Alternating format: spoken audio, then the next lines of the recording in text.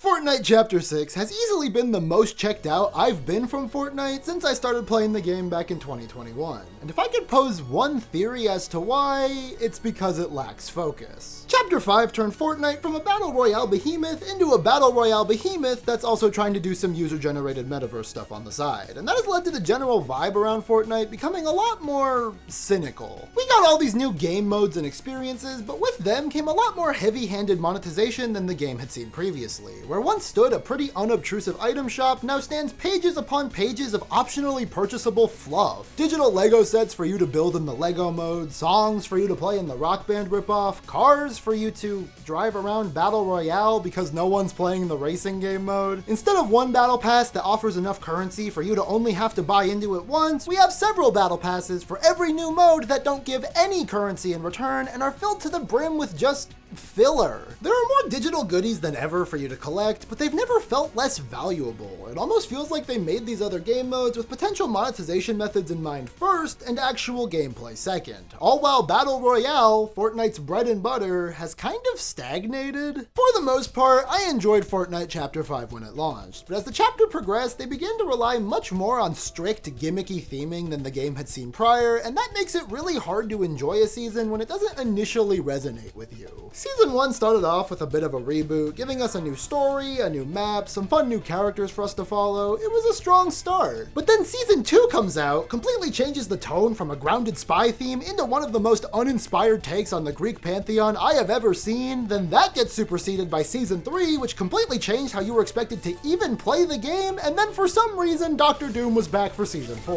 Not only do these ideas not really transition nicely into each other in a narrative and tonal sense, but the items and metas formed around them all asked completely different things of the player. There was a lack of cohesion throughout the entire experience, and this problem would only continue to haunt Fortnite in its latest chapter. Chapter 6 launched with Hunters, a season inspired by the Japanese legends of yokai, demon hunters, and Godzilla. And this Japanese influence extends all throughout our new island of Oninoshima, including in the weapon pool. But to be completely honest, I didn't find anything here particularly special. Yeah, the island is gorgeous, the ability to play as Godzilla was cool, the new sprites and turtle guys are pretty cute, and the new movement tech was fun to figure out. But it wasn't really exciting. The first season of any Fortnite chapter is always a little boring. After all, you have to have a status quo for that status quo to be meaningfully shaken up in the future, but I couldn't help but feel after the bombshells that were the initial map reveals in the past few chapters that this one under-delivered. Following this up with Season 2, Lawless, which was all about robbing banks. Dotted around the map were these heavily guarded vaults which contained gold and a new currency called dill coins.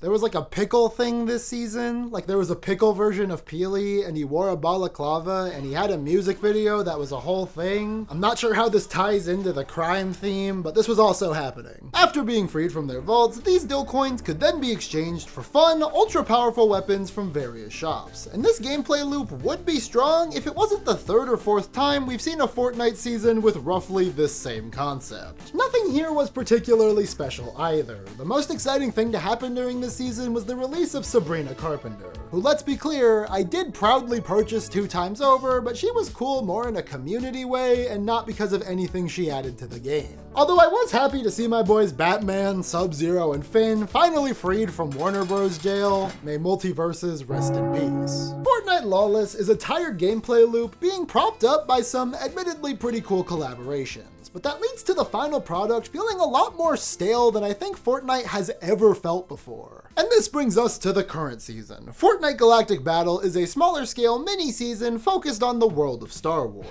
We got lightsabers and force powers, blasters that don't require ammo but instead overheat if shot for prolonged periods, a big Darth Vader boss fight who is legitimately terrifying to go up against, and fun new locations with quests being given out by your favorite Star Wars characters. All fine ideas on paper, but I have to ask, why are we doing a Star Wars season? Now don't get me wrong, I'm a big Star Wars fan, but it's hard to say that without mentioning in the same breath that the franchise has been heavily disappointing in recent years. And that's not even just a me thing, that's a most people widely accept this as the truth kind of thing.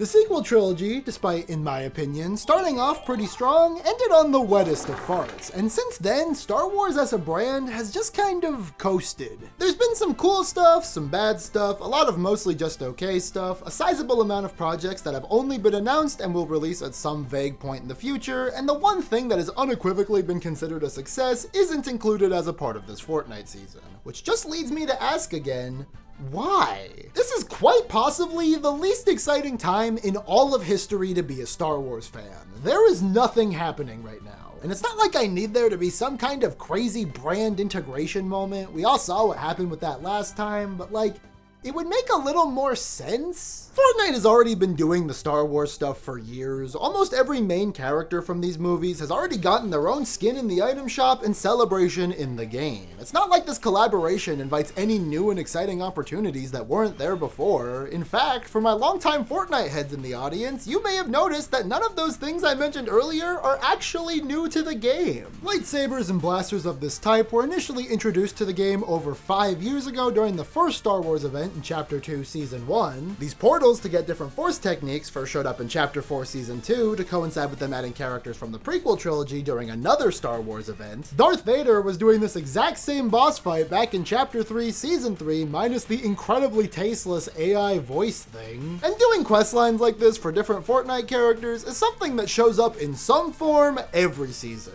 What exactly is there for players to latch onto here? The new points of interest are more generally Star Wars themed instead of specific locations from the movies. There's a good chance most, if not all of these items will return during May the 4th next year, especially as this ongoing partnership with Disney grows stronger, and even on the cosmetics side, things are just kinda boring. I find the Battle Pass offerings particularly hilarious this season because it's incredibly obvious that Fortnite already blew their proverbial Star Wars load and had to scrape the bottom of the barrel for character choices. Like, we have the decrepit old man, the guy who only exists to sell toys, 2 Fortnite original characters turned Star Wars, and Poe, who is somehow the only main character from the sequel trilogy to miss out on both Star Wars Battlefront and Fortnite. They added his girlfriend from Rise of Skywalker before him. It's like even the games were aware that those movies gave him nothing to do. Lining them all up like this, it's incredibly clear that these aren't exactly the Star Wars All-Stars, and considering the circumstances, I would have been able to forgive this if it wasn't for the fact that the skins the item shop is getting would have made for a much better pass. A customizable Mandalorian, Mace Windu, Darth Jar Jar, the more mainstream favorites, they all feel like they would be much more at home in a battle pass. Whereas characters like General Grievous, who are pretty niche but have that huge fandom hype and power behind them, you would expect to be saved for the item shop. And this is neither here nor there, but I feel like they're almost clickbaiting the audience by featuring these skins so prominently on the main promo art for the season. 4 out of the 7 new skins when booting up the game aren't in the battle pass this go around. Have they ever promoted a season like that before? Am I weird for finding this strange? But enough talking around the season. Actually logging in and playing Galactic Battle? Well, it's kinda just more Fortnite. While not a lot of the ideas presented here are necessarily new, in combination they make something that I enjoy playing a lot more than I did the past few seasons. Which isn't that high of a bar, but it's fine. Placing the 4 new points of interest on the 4 corners of the map is a nice way to spread out players, but it's a double-edged sword of also making these cool new areas get lost to the storm almost immediately. If you want to do anything with any of this, you kinda have to land there first. The points themselves are mostly generic recreations of familiar Star Wars settings, with the exception of Darth Vader taking over the Shogun's place, but again, they're so far apart that you're basically only ever going to see one of them per game. Also, a good chunk of the NPCs that spawn at these places have quests that require you to talk to them, go do a thing, and report back, and that is very inconvenient when these locations all get hit by the storm first. These issues are kind of mitigated by the new X-Wing and TIE Fighter, but like most Fortnite vehicles, they're fairly easily countered by someone on foot, and they're not plentiful or fast enough to be a reliable source of transportation. It's fine. The new blaster weapons are fun, although it can be pretty difficult to tell them apart at a glance, and most of them are essentially just blaster versions of existing Fortnite weapons, but I like not having to worry about ammo, and I really like the animation for the new thermal detonators. Dare I say, It's fine. It's hard to call this season anything other than just fine because of how utterly unambitious it is. It feels less like they had something cool they could do with the Star Wars IP, and more like they already had a lot of the legwork done for something like this already, so they just went ahead and threw it in the game because they could. And I hate to say it, but it kinda just feels like an ad for Star Wars. And yeah, technically every IP in Fortnite is just an ad, but you typically don't feel that. The two Marvel seasons that preceded this one very easily could have fallen into that same cynical branding territory, and a lot of people would argue that the second one did, but Marvel had so much love put into their seasons. Think back to the overpowered weapons, the skins in the battle pass that were of actual characters people cared about. Not a single thing in Galactic Battle has come close to how I felt exploring Doom's castle for the first time. I don't think it's necessarily bad. I'd probably give it like a low B tier, high C tier on my Fortnite season rankings, but much like the past seasons this chapter, it's not exciting. If we're doing the themed mini-season thing, I want big swings that run the risk of being broken, not something safe. Why are we being boring if it's only gonna last 5 weeks anyways? This gameplay structure has been so successful for so long, in part because even at its most uninspired and dull, you can still find yourself having fun with it. But when there's so little that really astounds the player, it leads to the small annoyances piling up and becoming noteworthy talking points. Like, what's the deal with Captain Phasma?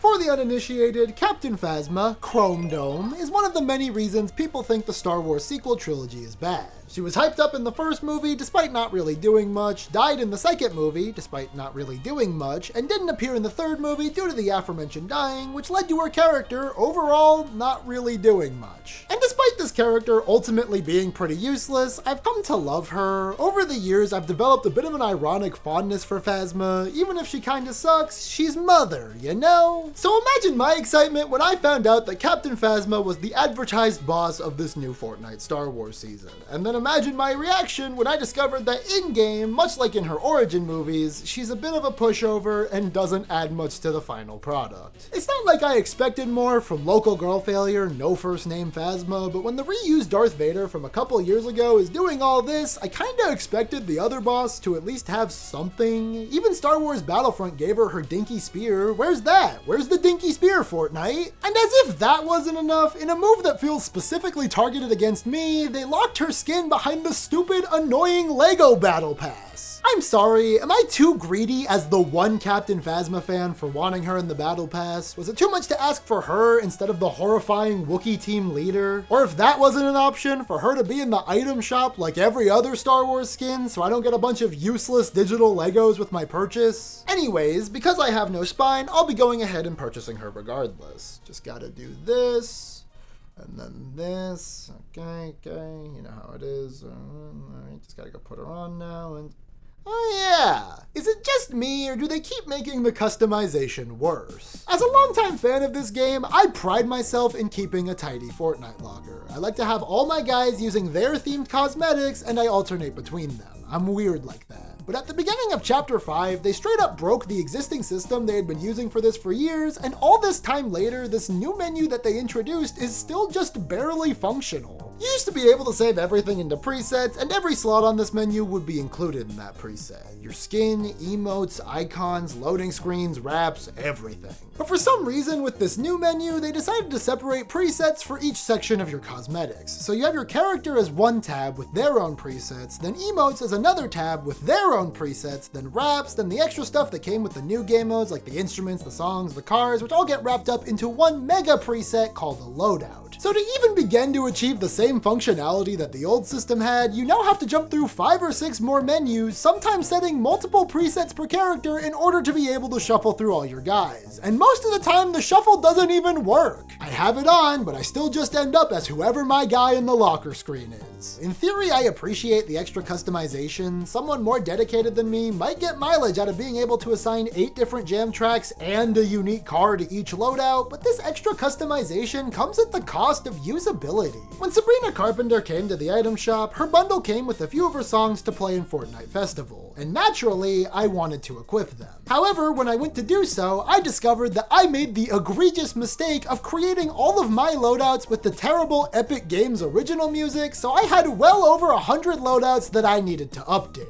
And I'm not joking when I say that seeing the amount of work it would take to update my loadouts genuinely put me off Fortnite for a long time. To this day, I have yet to create loadouts for a lot of the newer characters because this is a horrible management system. There are some workarounds. For instance, edits to presets are automatically applied to any loadouts with that preset equipped, so making adjustments once loadouts are already made is easy enough, but you have to have created all your loadouts with this problem in mind, so by the time you encounter that this is in fact a problem, it's already too late and you have to go back through with a fine-tooth comb. I didn't create a preset for my jam tracks when I made my initial loadout, so I had to painstakingly go through every single loadout and equip a preset that I could then later edit. I programmed a macro to automate this process for me, but it still took hours to complete because for some reason when you go to save your loadout, it moves your cursor all the way back to the top of the screen every time, and that travel time adds up. I understand that this has been a bit of a tangent, but imagine how I felt when I sat down to make a Fortnite video and the first 2 days of writing and recording was trying to figure out this, especially when the solution of some kind of means of mass equipping presets to individual loadouts seems so fucking obvious. I guarantee you that if you made this system way less of a pain in the ass to use, you would have way more people buying stuff from the item shop. It baffles me that almost 2 years into this Fortnite Metaverse Initiative and new locker system, we still have this many fundamental issues. If I was in charge at Epic Games, I would make fixing all of the locker issues priority number 1.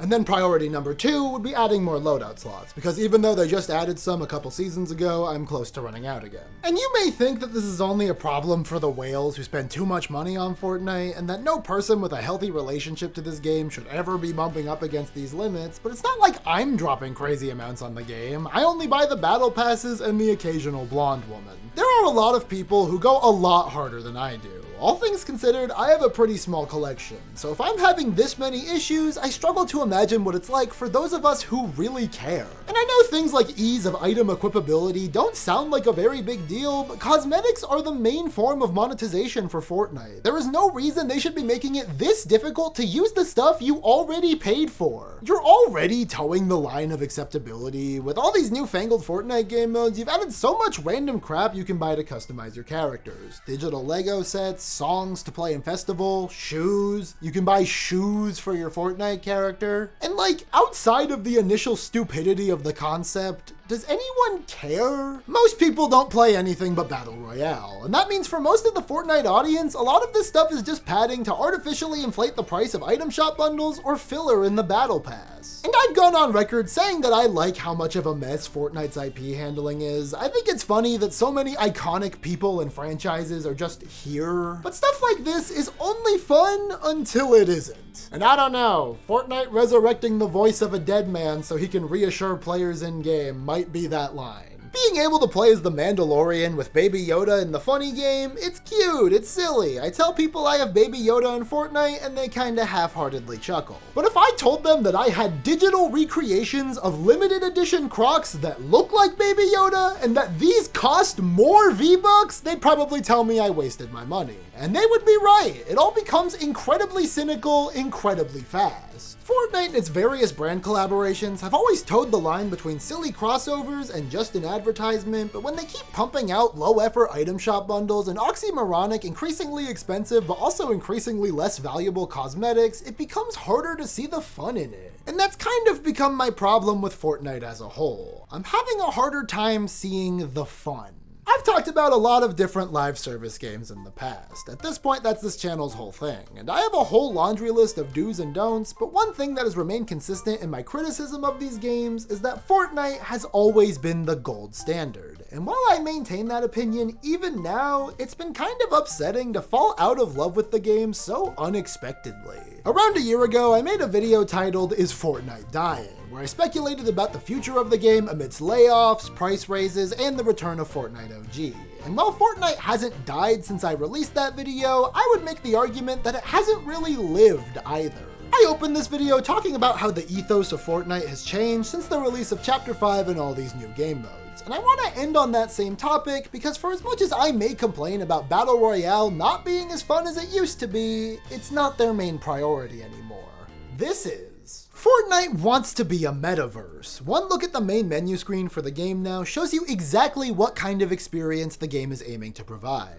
And honestly, they're pretty good at it. There's a lot of heart in the Fortnite creative space. Yeah, it's mostly stuff made by children for children with YouTube-style clickbait thumbnails to boot, and there's a lot of goofy, barely playable game modes that feel like they were made with less than sincere intentions, but you'll never find me talking bad about a platform that rewards raw creativity like this. The anything-goes nature of Fortnite and its various brand integrations allows for a really natural online playground for user-generated experiences like this. Of course, one could make the argument that that's only because the Fortnite brand has become so vast and all-encompassing that it's hard to tell if Fortnite even has its own identity anymore. But it makes it so even when you're toiling away in a completely unrelated user experience, everything still feels like Fortnite. And maybe it's just because I'm a nerd, but there's something charming about seeing how these people can create such different experiences using what appears from the outside to be a very limited and rudimentary set of tools. Every time Fortnite points me to creative game modes for quests or what have you, I have a good time.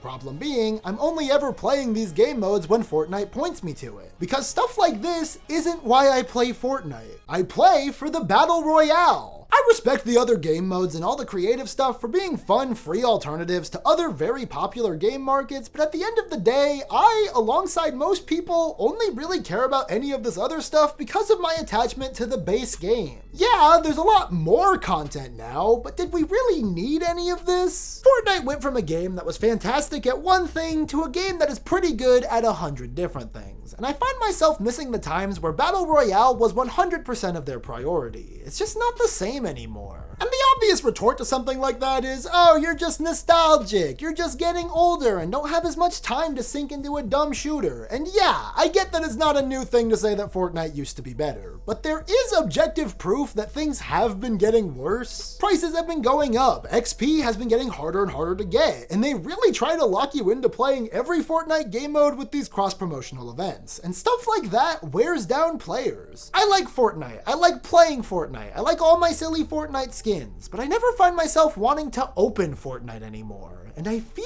like that's a problem. I won't be so bold as to suggest the game is dying like I did last time, but I do think we are witnessing the gradual decay of Fortnite. Something this big isn't gonna die a traditional death, but rather keep on living as some kind of husk of its former self. I don't know when we will get to that point, or if we already have and just don't know it yet, but it feels like Fortnite is slowly drifting into forgettable territory, and it just proves to me Fortnite can't last forever. See ya!